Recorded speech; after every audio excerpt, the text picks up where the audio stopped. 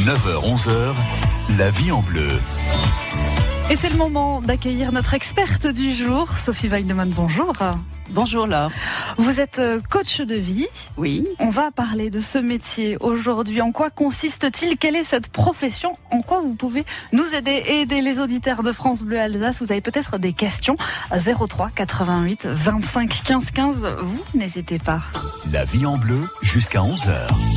Et donc, on va commencer par cette première question. Qu'est-ce qu'un coach de vie? Alors un coach de vie, c'est quelqu'un qui accompagne les personnes dans leur vie professionnelle et dans leur vie privée. Il y a effectivement des thérapeutes, il y a des psychologues, il y a des conseillers en carrière. Le travail principal d'un coach, c'est finalement de permettre à la personne de se comprendre et d'avancer et éventuellement de la conseiller dans des domaines particuliers de sa vie. Et c'est en fonction vraiment de notre ressenti. On va bien voir un coach de vie en disant, voilà, ce domaine-là, pour moi, j'ai l'impression qu'il y a des choses qui ne vont pas. Est-ce que vous pouvez m'aider? Alors oui, théoriquement, c'est comme ça que ça se passe. Évidemment, dans la vraie vie, ça ne se passe jamais comme ça. Voilà. C'est vous qui dites, finalement, c'est peut-être ça le problème? Non plus. En tout cas, c'est pas comme ça que je fonctionne. Mais je veux dire, dans la vraie vie, les gens viennent nous voir quand ça va plus. Je ne sais pas si les auditeurs vont probablement comprendre exactement de quoi je parle. On se dit, il faudrait que je règle ceci, il faudrait que je fasse... alors le sport, c'est pas tellement notre domaine, mais disons le couple, les enfants. Alors on ne sait pas forcément ce qui existe, qui s'adresser, ni comment. Et puis on sait très bien aussi qu'il y a foison de personnes, donc... à qui je dois m'adresser, mais à vrai dire, quand ils viennent nous voir, c'est vraiment que ça va plus, ça devient vraiment, vraiment urgent, et je veux pas dire qu'ils s'échouent chez nous, mais souvent ils arrivent à un moment où tout est emmêlé. Vous en parlez, au final, c'est quoi la différence entre un coach de vie et un psychologue? Alors un psychologue, c'est quelqu'un qui va plutôt parler du passé, des circonstances qui ont emmené à des nœuds intérieurs, on va dire ça comme ça, pour parler dans une vie, dans des mots de tous les jours. Un coach s'intéresse moins au pourquoi qu'au comment. Très bien, on en est là. Oui. Eh bien, qu'est-ce qu'on va faire avec ça et comment on peut faire pour sortir de cette pelote de laine et peut-être en apprendre quelque chose et aller vers l'avenir. Et justement, voilà, continuer avec les bonnes clés pour pouvoir se sentir mieux dans sa vie et même amorcer donc des changements. C'est généralement, si on va avoir un coach de vie, on est amené à avoir des changements dans sa vie. On est souvent à la croisée des chemins ou à des moments trop durs, trop compliqués. On est quand même dans une vie qui a fondamentalement changé par rapport à la vie que menaient les Français il y a une centaine d'années ou même il y a 50 ans ou 20 ans. Donc les choses se sont quand même vraiment accélérées, complexifiées. Dans les magazines, on entend parler de beaucoup de choses. La plupart des gens qui parlent de coaching, finalement, savent pas tellement de quoi ils parlent. On a toujours l'impression que c'est quelqu'un comme un sportif qui va être à côté de vous. Go, vas-y, plus fort, plus grand. Rassurez-nous, vous nous faites pas faire des abdos. Écoutez, pourquoi pas. La personne a besoin de revoir, lui conseiller des choses, que c'est pas mon métier, disons, mais ou l'emmener vers un coach sportif. Mais ça peut faire partie de l'équilibre de la personne, bien sûr. Le sport a quelque chose de très important, ou l'hygiène de vie. C'est un métier, vraiment, on l'observe ces dernières années, en plein essor. Et ça nous vient d'où, en fait, ce métier de coach de vie? C'est canadien, je crois, le terme déjà? Alors, c'est-à-dire que je ne sais pas d'où vient le terme. Forcément, il est anglo-saxon, puisque c'était life coach au départ. Mais pour ma part, c'est effectivement au Canada que je l'ai découvert, au Canada français. Et à une époque où j'étais moi-même en train de changer de vie, j'ai toujours été consultante, j'ai toujours été formatrice. Donc l'accompagnement de l'humain, c'est quelque chose dans lequel j'ai toujours travaillé. Ça fait, j'ose pas le dire, mais plus de 30 ans, quoi. Mais et donc quand j'ai voulu quitter un peu le monde business au départ pour accompagner les gens. Quand j'ai découvert cette façon de faire, ça m'a vraiment touché au cœur. Je me suis dit, voilà, c'est de ça qu'il s'agit, c'est là où j'ai ma place. Vous avez peut-être des questions à poser à notre experte ce matin, Sophie Weidemann, coach de vie. Voilà, ça vous intrigue, vous dites, mais peut-être que moi aussi j'ai besoin de changement. Vous pouvez intervenir 03 88 25 15 15. Vous êtes là avec nous ce matin, Sophie Weidemann, pour nous expliquer ce métier, pour répondre à nos auditeurs. Et d'abord, nous avons une première intervention, celle de Nicole. Bonjour Nicole. Bonjour. On vous écoute Nicole. Oui, alors j'aurais aimé savoir quelles sont les études et les diplômes nécessaires pour faire coach de vie. Alors ça, c'est une fichtre de bonne question. Ça commence fort. Parce que bravo Nicole, parce que ça, c'est très compliqué. Vous avez des coachs qui sont certifiés coach et vous en avez qui ne le sont pas. Alors je dois avouer, très très modestement, je ne suis pas certifiée coach. Puisque j'ai été, d'une certaine manière, ça fait plus de 15 ans, je suis, je crois, une des premières, voire la première dans la région. Et à l'époque, il n'y avait pas d'études. Alors, moi, je dis qu'au-delà des études, il faut, à mon avis, d'abord avoir une vraie expérience de l'accompagnement des personnes. Que vous ayez été éducateur, consultant, formateur, je trouve que c'est très dangereux, et d'ailleurs ça fait partie d'une démarche marketing, de devenir coach alors qu'on n'a jamais, même si on aime les gens, qu'on n'a jamais été dans ce métier. Vous avez deux catégories de personnes qui vont aller dans le coaching. Vous avez des personnes qui vont du jour au lendemain se dire c'est vraiment ce métier que j'ai envie de faire, mais qui en fait sont des gens qui s'intéressent finalement au développement personnel, mais pas forcément au développement personnel des autres. Et donc qui ont été, peu importe, n'importe quel métier, technique, etc., mais qui n'ont jamais été auprès de l'accompagnement des personnes. Après, vous avez d'autres personnes qui ont vraiment une sensibilité aux autres, c'est toujours à moi qu'on se confie, des choses comme ça.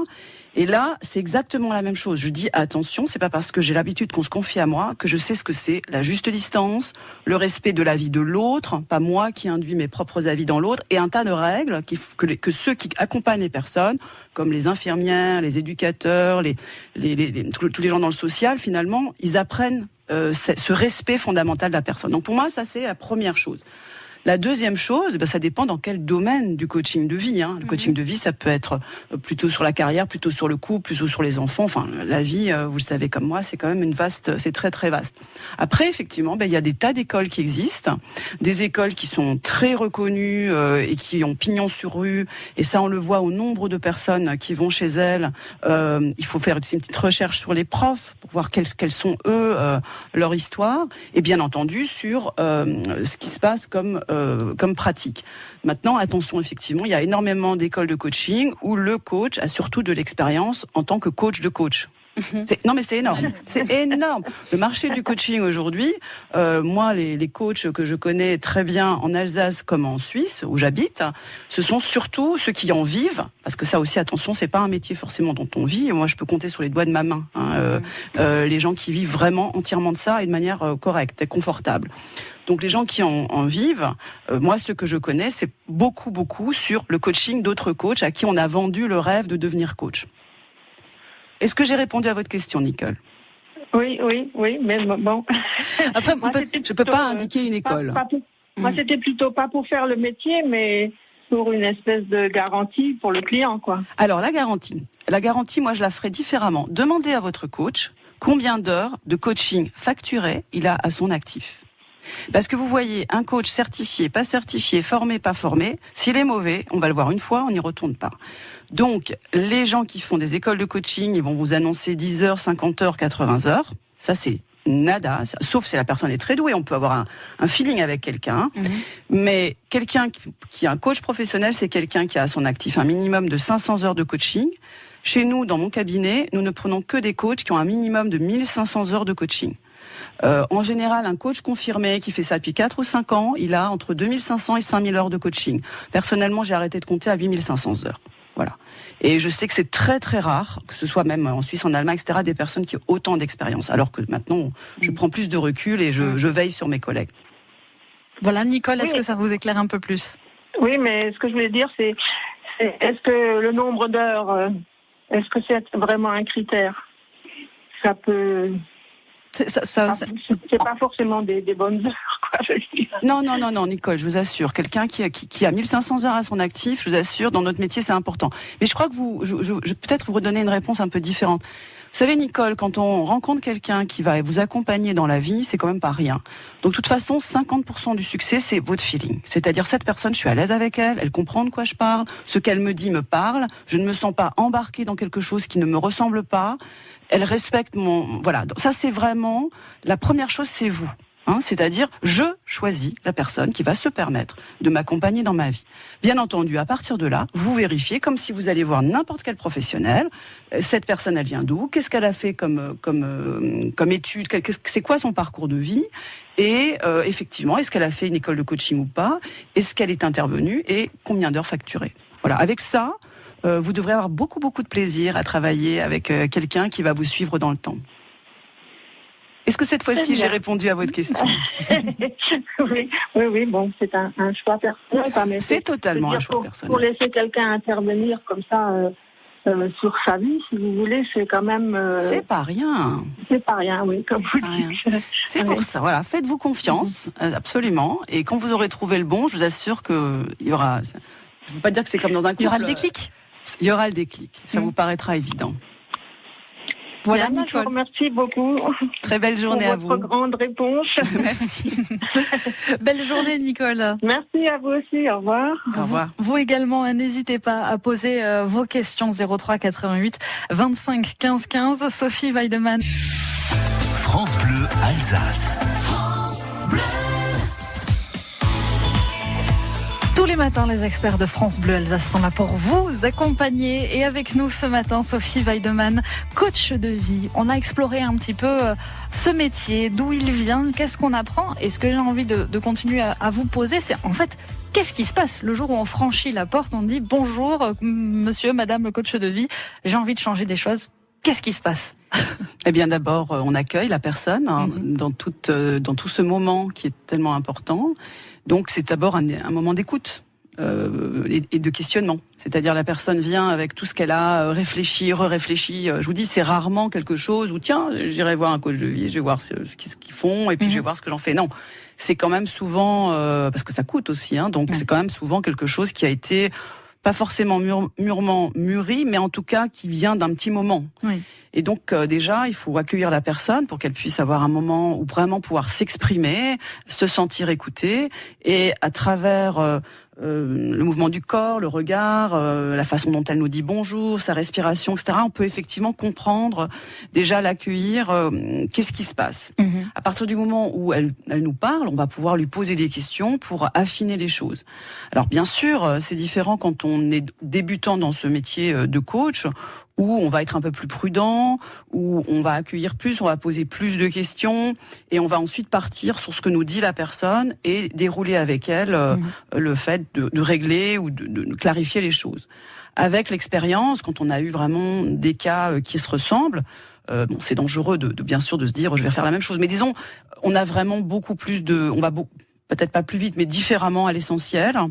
Et c'est vrai que, moi, quand je prends quelqu'un en charge, souvent on me dit enfin quelqu'un qui me comprend, parce que j'ai déjà vu, pas forcément exactement le même cas, mais des choses qui font que la personne va déjà se sentir bien.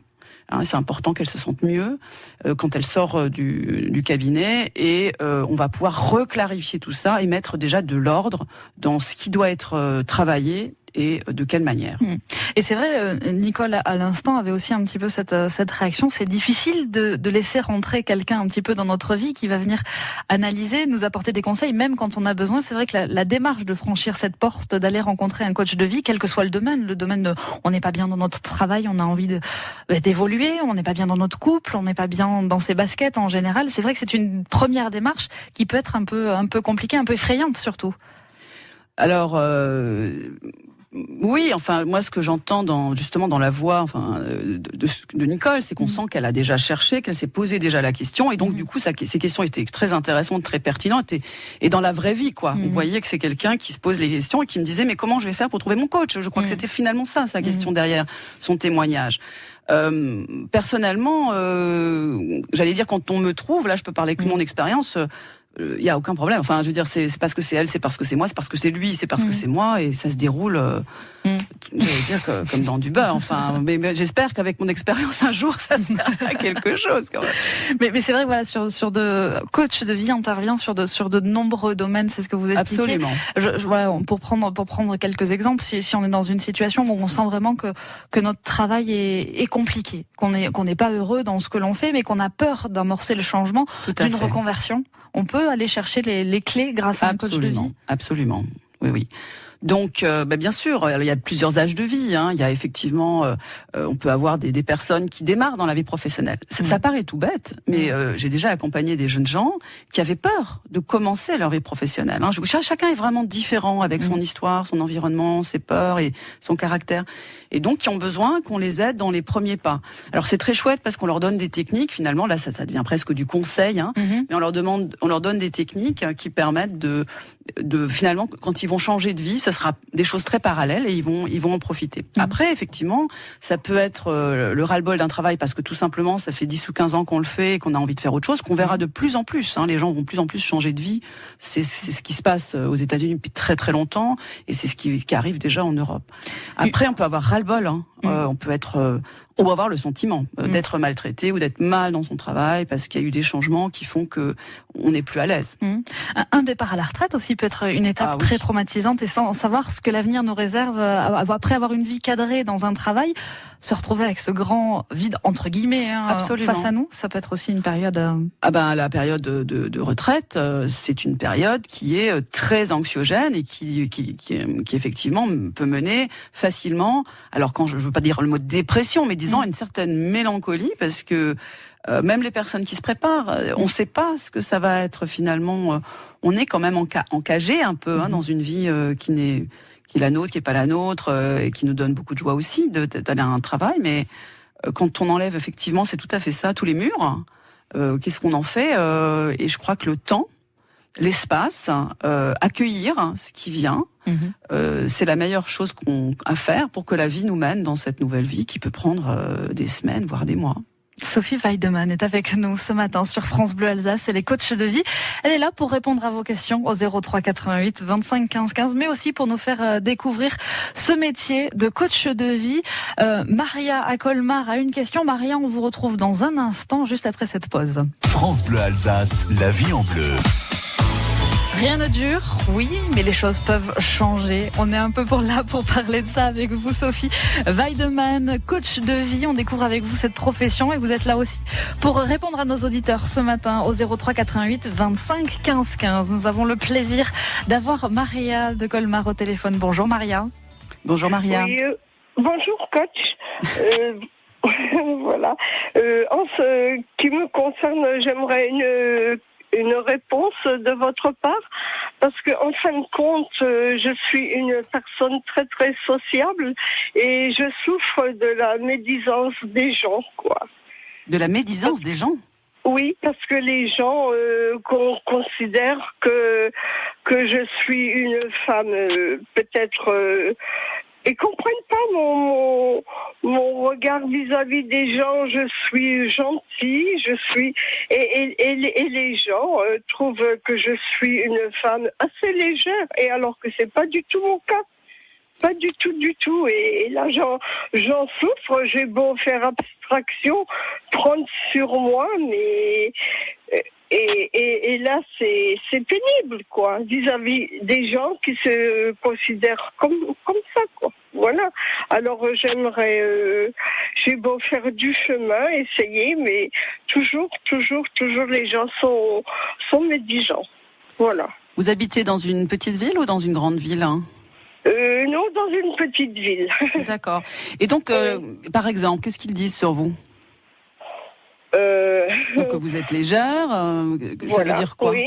Oui, que quand je prends contact avec des hommes, que je parle tout simplement gentiment, on trouve que je vais que je suis une femme que je ne suis pas, quoi. En fait, ce que vous êtes en train de dire, c'est que, je ne sais pas, moi, vous êtes au marché, vous êtes en train d'acheter des légumes, vous êtes, je ne sais pas, chez le médecin, en train d'attendre, vous avez à côté de vous quelqu'un avec qui vous commencez à engager naturellement la discussion, puisque vous êtes une femme spontanée, ce que j'entends. Oui, voilà. Et que, pour vous, c'est naturel, on est des êtres humains, et que le plaisir de la vie, c'est aussi de partager avec les autres. Oui, voilà, j'ai le contact facile, quoi. C'est ça. Et alors, on me prend pour une femme facile, alors que bon, non. Voilà, et donc il y a des personnes... Les médisances, ça fait souffrir, quoi, en fin de compte. Surtout quand c'est de la part des amis, qu'on a confiance, et puis, en fin de compte, on derrière notre dos, on est insulté, quoi.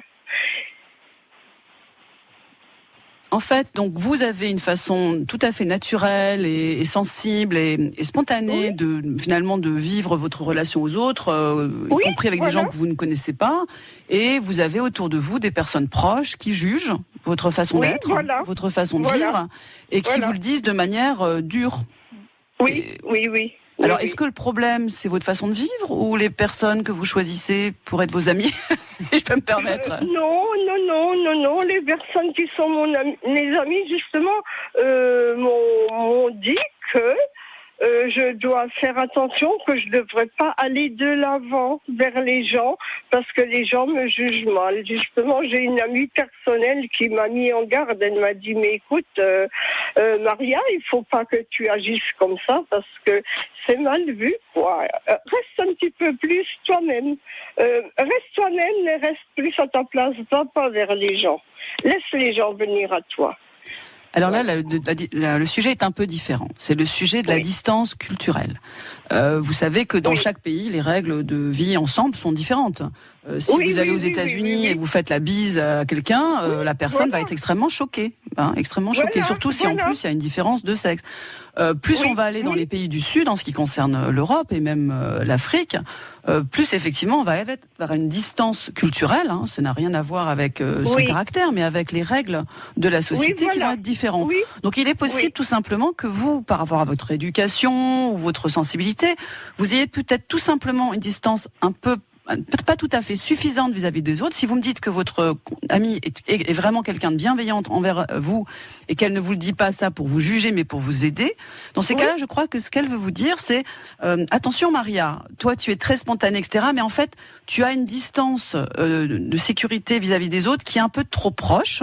Peut-être, on va dire, si on veut le scientifiser, de 15%, d'1%. Donc soit un tout petit peu plus distante, dis un tout petit peu moins bonjour, et du coup tu pourras effectivement rester toi-même, mais dans une société qui, elle, peut mal comprendre. Par exemple, je donne un exemple qui n'est peut-être pas le vôtre, mais si effectivement vous avez un garçon dans la rue qui vous dit bonjour, et puis vous lui dites bonjour parce que vous êtes spontané, etc. Si la distance de sécurité n'est pas suffisante, lui, il va comprendre, cette fille, elle est disponible. Et donc là, on est dans une incompréhension qui est simplement, c'est juste les règles culturelles. Ça n'a rien à voir avec vous personnellement. Et dans ces cas, votre amie veut juste vous donner une information dont elle n'est pas effectivement, comme elle n'a pas les techniques que nous avons, elle ne sait pas comment vous le dire en fait. Oui. Mais en ce qui me concerne, c'est la blessure que je ressens. Et là, vraiment, j'en souffre, quoi. Vous souffrez de quoi, exactement? De la médisance qui n'est pas vraie à mon égard, voilà. Est-ce que vous vous sentez capable de mettre un petit peu plus de distance avec les autres? Oui, je suis... Oui. Est-ce que vous l'avez déjà fait? Oui. Et du coup, il y a toujours les médisances? C'est mieux. Mais je crois que vous êtes sur la voie. Oui. Tout simplement, et que, vous savez, les gens, ils vous mettent dans des... D'ailleurs, nous faisons tous la même chose. On met les uns et les autres, on met des étiquettes. Entre le moment où vous avez changé les choses et les gens changent de leur regard, il se passe au moins 3 semaines, voire 3 mois. Donc si vous, par exemple, vous avez essayé de faire cet effort, et pour vous, c'est quand même pas facile de changer une vie, des choses qui sont naturelles, et puis vous faites ça depuis une semaine, et tout à coup, vous avez à nouveau quelqu'un qui vous dit quelque chose, ou un regard, vous êtes très sensible, je suis sûre qu'un regard suffit pour que vous vous sentiez un peu attaqué sur des choses sensibles. Bien sûr, vous savez que vous avez fait cet effort, mais la personne, il faut lui laisser du temps, 3 semaines, 3 mois, pour que tout à coup, elle se rendra même pas compte, mais elle aura une image différente de vous. Je vous remercie. Oui, mais avec grand plaisir. Avec grand plaisir, Maria. Vous êtes super, madame. Merci beaucoup. Je remercie surtout France Bleu, mais vraiment, vous m'aidez beaucoup. Mais si vous avez besoin, laissez vos coordonnées. Vous pouvez m'appeler, si vous voulez, si vous avez besoin d'aller un petit peu plus loin sur ce sujet-là, n'hésitez pas. D'accord. Mais pas, je veux dire, gratuitement. Enfin, c'était vraiment... Une discussion, au téléphone. Pour continuer la discussion au téléphone, voilà. D'accord. Très bonne journée, Maria.